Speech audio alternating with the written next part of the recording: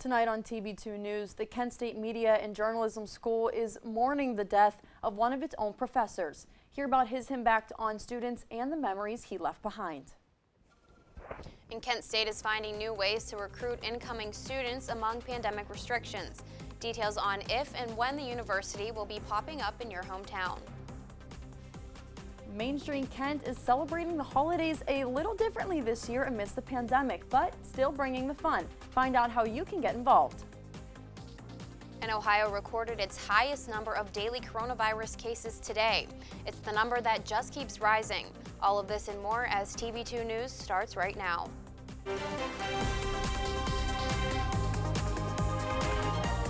This is TV2 News. Good evening, Kent State and all of Portage County. Thanks for tuning in to TV2 News this evening. I'm Melissa Meyers. And I'm Gianna DaPra. As we come to you live on air this evening, the Kent State community is still mourning the loss of one of our beloved staff members. Reporter Alex Gray joins us live in the studio now for more on how the campus is reacting to the loss of one of their own. We know Professor Makar was influential to many here in Franklin Hall. How are students doing, Alex? Hi, guys. The news of Bobby Makar's death has heavily affected students and faculty in Franklin Hall, our digital media production department especially. I spoke with students, alumni, and faculty about how Makar affected them before his passing. Is this a wrong number? Are they talking about a different Bobby that I know? An unexpected loss no one could have predicted. You're joking, or I'm completely forgetting his name. Like this can't be real. But it was. Bobby Makar, a KSU graduate and adjunct professor, died on Wednesday from a blood clot. Makar was a dedicated professor to MDJ students. He was so capable of teaching so many things. You need me in fundamentals? Cool, I'll go do camera. We want to add editing to that? Okay, do it. You need me to teach cinematography this year? Okay, I'll do it. You need me to teach story for picture? Absolutely, I'm all over it. He acted more as a friend to his students than an actual professor did. An avid coffee drinker and lover of all black clothing, Makar had a true passion for storytelling, and it showed through his work. He was very, very dedicated to the things in his life that brought him joy and passion. There was a fantastic side to Bobby that I think made it easy for students to relate to him. But at the same time, he had a level of care and professionalism that allowed him to very easily fit in with the faculty and what we were trying to do. This is gonna sound cheesy, but the fact that he was able to influence our lives in so many ways, and the fact that so many of us are freaking out over this, I think it really just shows how much he cared about us and how much we cared about him in return. Although Makar is gone, he will not be forgotten. To get a no from Bobby on anything was... The service is scheduled for this Monday at Ferfolia Funeral Home. His family says that all are welcome to attend. They just ask that everyone wear masks.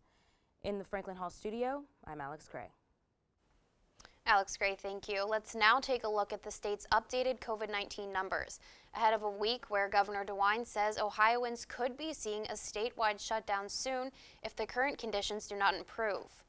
Daily cases for the state jumped by nearly 1,000 to a record 8,071 new cases reported.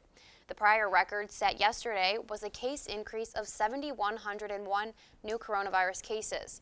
DeWine is calling the influx a monumental crisis for the state, possibly foreshadowing what could well be a statewide shutdown come next Thursday.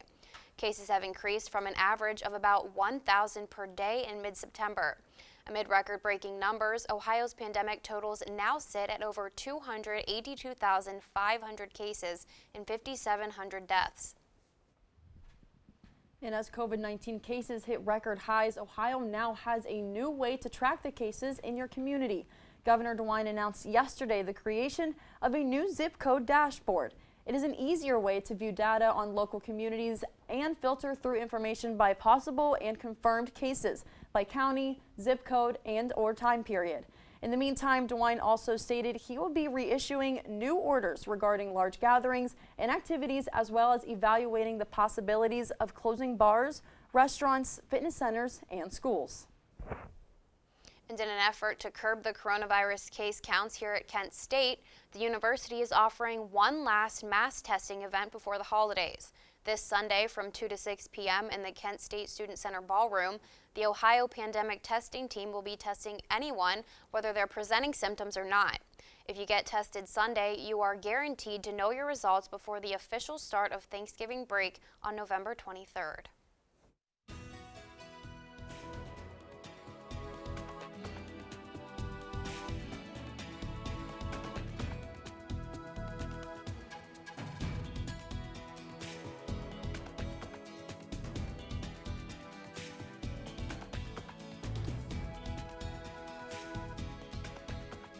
All right, switching gears here. The time is currently 6:05 p.m. and we're going to throw things over to our own Kyle Miller for a quick look at the weather. Kyle? Yes, just after 6 o'clock, and the sun has set here at Kent State University after, quite frankly, a pretty beautiful day at Kent. Mid-50s all day, a lot of sunshine. I can tell you I really enjoyed it out there. But currently in Kent, sun is set, 45 degrees, feels like 39. A light west-northwest 9-mile-an-hour wind, but it's not too much to worry about. It is pretty chilly outside, though. Tonight is the big story, though. Decreasing temperature throughout the entire night. This is midnight right here, 35 degrees. As you see, that temperature will continue to go down a little bit more and a little bit more, as will the wind. But tomorrow morning, this is 7 o'clock, you see that 29-degree temperature. That will be pretty bitterly cold at 7 a.m. and really hoping that none of you have to get up and do anything outside tomorrow, because that will not be fun. But that temperature isn't going to last all day, because as that sun comes up, so will the temperature. Here in the weekend forecast, you see the high of 46 and the low tomorrow night of 40 degrees. It looks like it's going to be a pretty pleasant day to be outside to start off your weekend, and it's really going to be the only day to be outside to start off your weekend.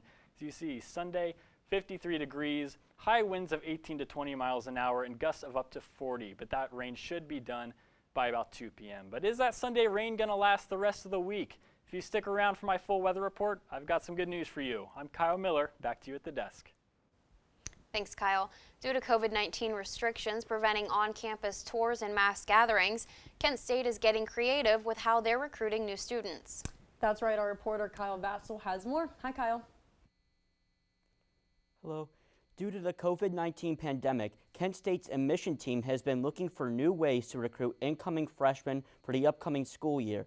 Today, I spoke with a member of Kent's admission team about how the new innovative drive in recruitment event called KSU2U is getting incoming freshmen excited for Kent State.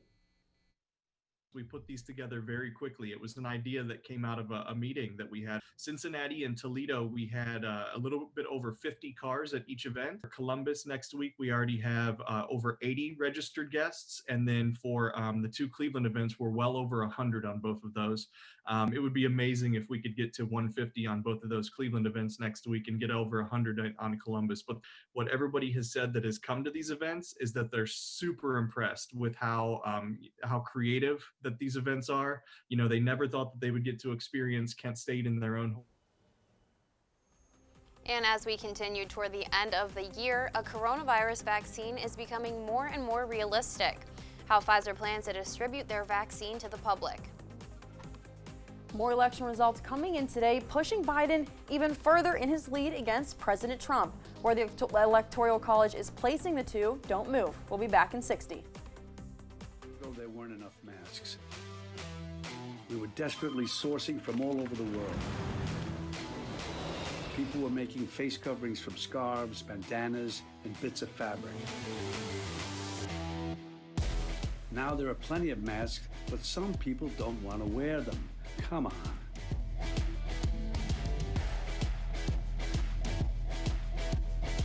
Mask up, America.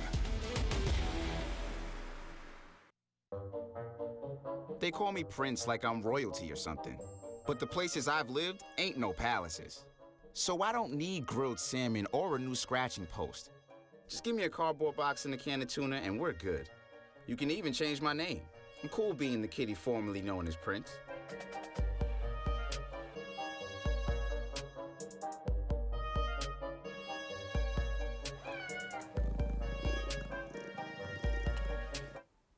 Welcome back. President Trump made his first remarks today since his election loss, starting with none other than the COVID-19 vaccine. He says the vaccine will be ready to go by April and will be available in all states besides New York, citing political reasons. As soon as April, the vaccine will be available to the entire general population, with the exception of places like New York State, where, for political reasons, the governor decided to say, and I don't think it's good politically. I think it's very bad from a health standpoint, but he wants to take his time with the vaccine. He doesn't trust where the vaccine's coming from. These are coming from the greatest companies anywhere in the world, greatest labs in the world, but he doesn't trust the fact that it's this White House, this administration. Reported earlier this week, Pfizer Pharmaceuticals released surprisingly positive preliminary data about its experimental COVID-19 vaccine.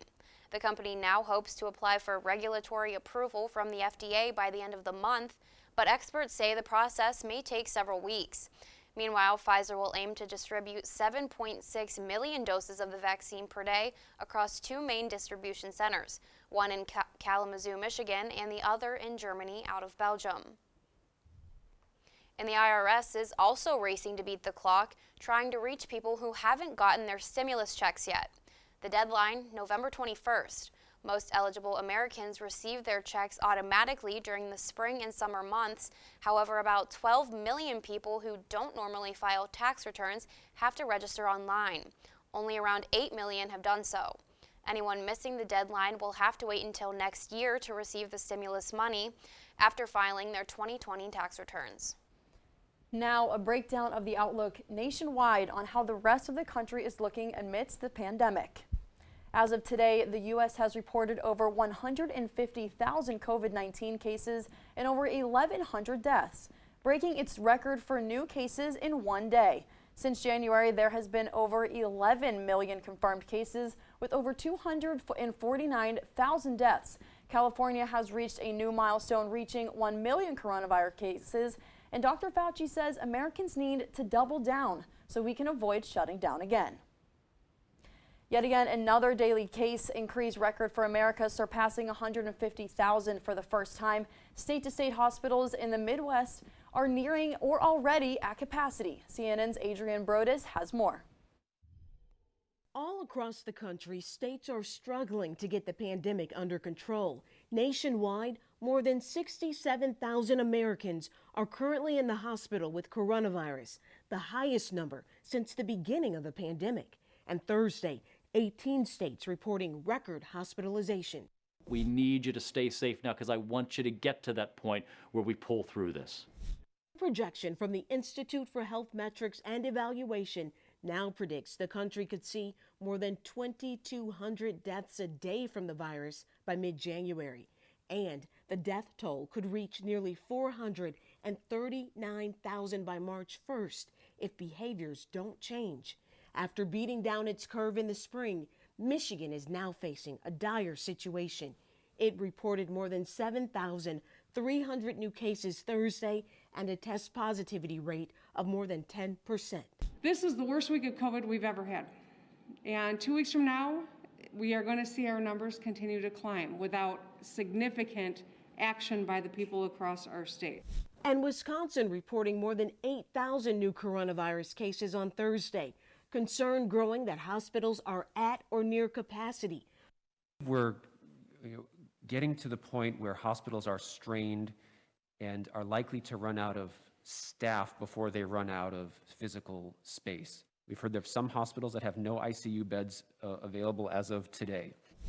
Colorado, 85% of ICU beds are currently in use after the state recorded its highest number of cases and hospitalizations. Utah announcing the state has run out of ICU beds entirely. Here in Chicago, the mayor issuing a stay-at-home advisory, encouraging residents to only leave the house for essentials and to cancel gatherings and Thanksgiving travel. This is literally a matter of life and death. And if we see you violating these rules in any way, we're not going to hesitate to take action. The votes in Arizona are nearing completion for a final count. The results showing that for only the second time in 70 years, a Democrat flipped the state in a presidential election. Election officials say it's a monumental shift for Arizona, once a Republican stronghold. Biden is the second Democrat to win Arizona since 1948, the other being President Bill Clinton in 1996. It's been a prolonged vote count, but really we're ahead of where we were this time 2 years ago. So I think we, with record turnout, more votes than we've ever had to tabulate, we did pretty well. As the last few states come to a close on which presidential candidate won them, we are finally getting some results. Joe Biden has projected to win Georgia and is the first Democratic nominee to turn that state blue since nearly 3 decades.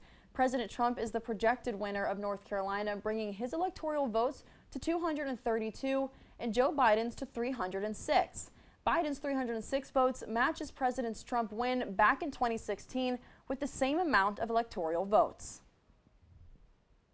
Election day was last week, but hundreds of ballots in Portage County arrived after the 3rd of November, and the Portage County Board of Elections need to decide what to do with them. They will meet next Monday to figure out what to do with the outstanding and provisional ballots. Today is the deadline for the remaining ballots to arrive if they were postmarked by November 2nd. Wednesday, they will announce the final results for Portage County. And election officials now contradicting President Trump's accusations of voter fraud. John Lawrence reports on the findings. The Department of Homeland Security says the 2020 election was the most secure in American history. The only fraud around is the fraudulent claim of the president that there was massive voter fraud. In a statement, the DHS said there is no evidence that any voting system deleted or lost votes, changed votes, or was in any way compromised. People can have faith at the end of the day that their vote counted the way they intended and that the overall result is the actual result. President Donald Trump, who incorrectly claimed victory hours after polls closed, has repeatedly made voter fraud allegations over the years. One thing I can't comprehend is how hungry people are to consume lies. Some Republicans are publicly admitting President Trump lost the election fair and square. Joe Biden is the president-elect. We just all need to take a deep breath. There's a process for all of this. We need to follow the process, and we need to move this country forward. Democratic leaders agree with that stance. Republicans should stop their shenanigans about an election that President Trump has already lost and focus their attention on the immediate issue at hand, providing relief to a country living through the COVID health and economic crises. I'm John Lawrence reporting.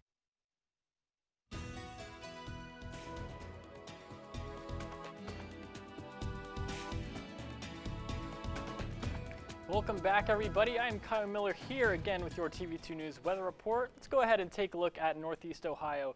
Right now, all Northeast Ohio kind of sitting in that kind of mid to low 40s range, with Kent sitting at 43, along with Mansfield also at 43. Let's go ahead and take a look at the radar. As you can see, not much for us to worry about right now in terms of precipitation around Northeast Ohio, but if we zoom out a little bit, you can see we have this large cold front right here. That cold front is going to stretch from the upper United States down to the southern states like Texas. That cold front is going to bring us that rain that we are going to see on Sunday.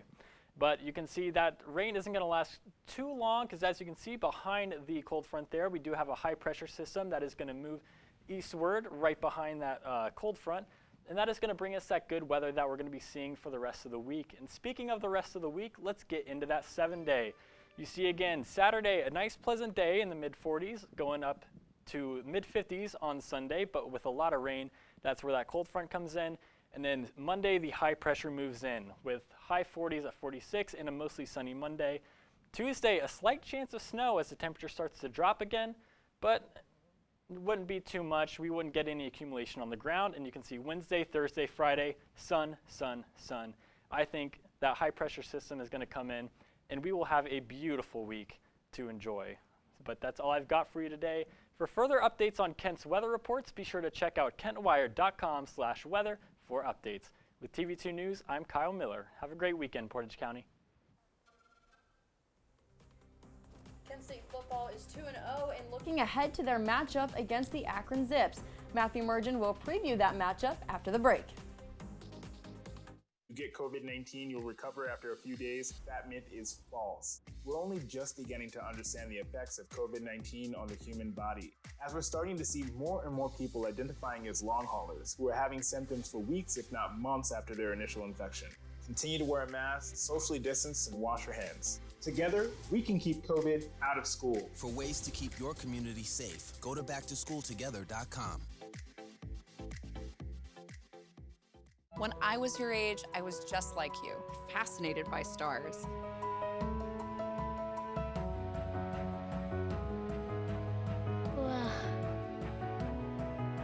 But now I get to search for life in the universe. And who knows, maybe life is looking for us too.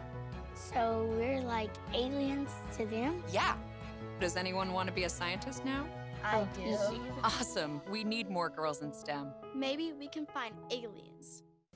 And now, your TV2 Sports Report.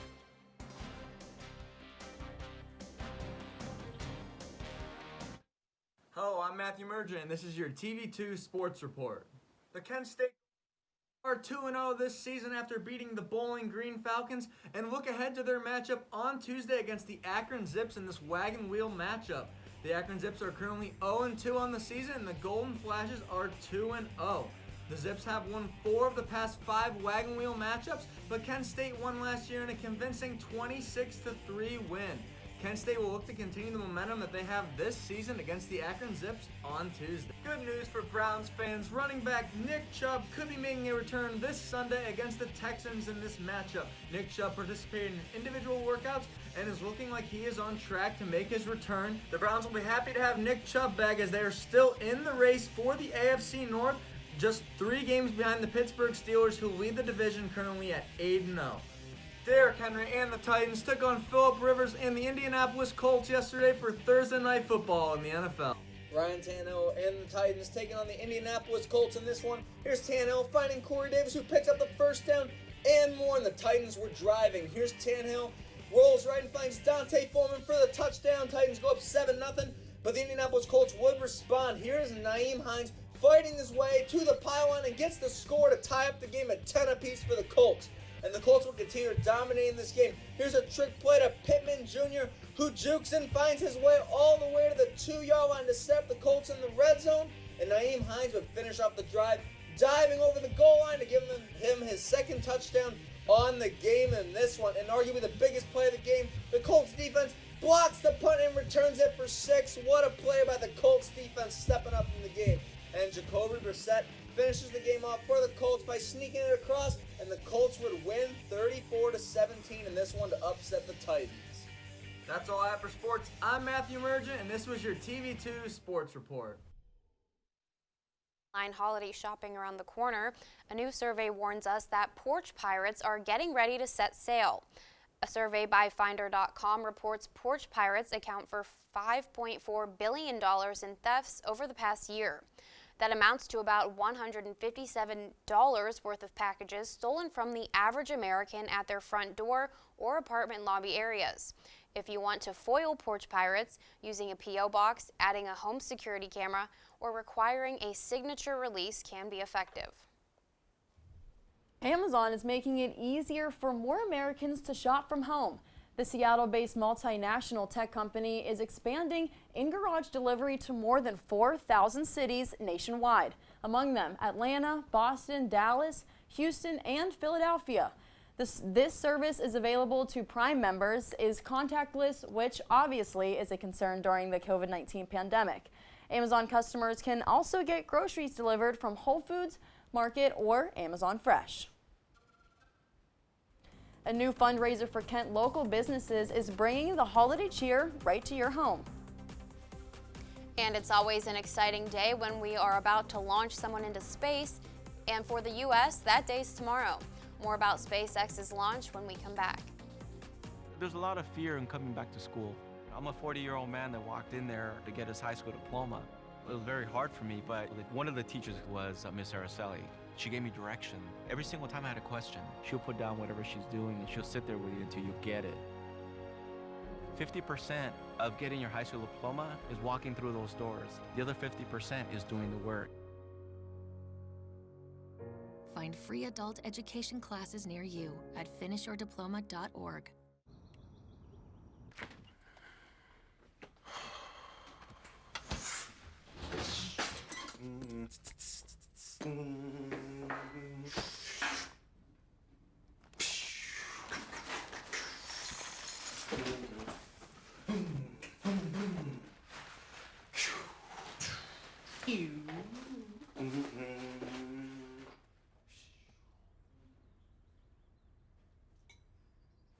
Welcome back.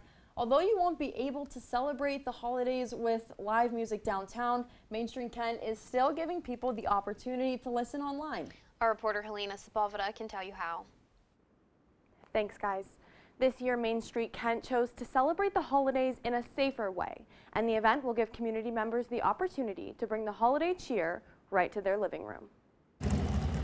This year, for the first time ever, Main Street Kent is putting on what they call Home for the Holidays, a virtual concert fundraising event in an effort to support local businesses this holiday season. We reached out to some musicians to see if they would be interested in helping with this, and every single one of them said yes. So we have 18 different musicians or groups that are performing either together or separately. This virtual concert, along with other fundraising opportunities, is how Main Street Kent is keeping this holiday season an enjoyable one. At Main Street Kent, we're working on a whole bunch of different things to try to lift spirits and create safe and distanced community experiences for people this holiday season. For those members of the community that do want to participate and get a little bit more music in their life this holiday, it's as simple as getting on your phone and going online. People can get a copy of this digital concert by making a minimum $10 donation to Main Street Kent. Between now and the Wednesday before Thanksgiving, you can go online to Main Street Kent's website and make your donation, where you will then receive a link to the concert, which you can watch as many times as you want. Really missing out on that whole live music scene, especially, we missed an entire summer of events and live music. So this will help support those musicians a little bit and kind of bring that live music vibe into people's living rooms and kind of help them get into the holidays. Although this year is the first time they're introducing the Home for the Holidays concert, Main Street Kent says that there is always a possibility of continuing this virtual music fundraiser if there is a good response from the community. Reporting in Franklin Hall for TV2, I'm Halena Sepulveda. NASA and SpaceX are preparing for Saturday's astronaut launch at Florida's Cape Canaveral. It's the first fully operation mission for the Crew Dragon spacecraft. The 4 astronauts on board will spend 6 months on the International Space Station. The original launch day of October 31st was postponed to allow extra time for hardware testing. The launch is scheduled for Saturday around 7:49 p.m. And that'll do it for tonight's edition of TV2 News. As always, thank you for being with us tonight. For continuous updates and coverage on all things Kent State and Portage County, be sure to connect with us on social media at TV2 KSU. I'm Gianna DaPra. And I'm Melissa Meyers. We'll see you on Monday. Have a great weekend.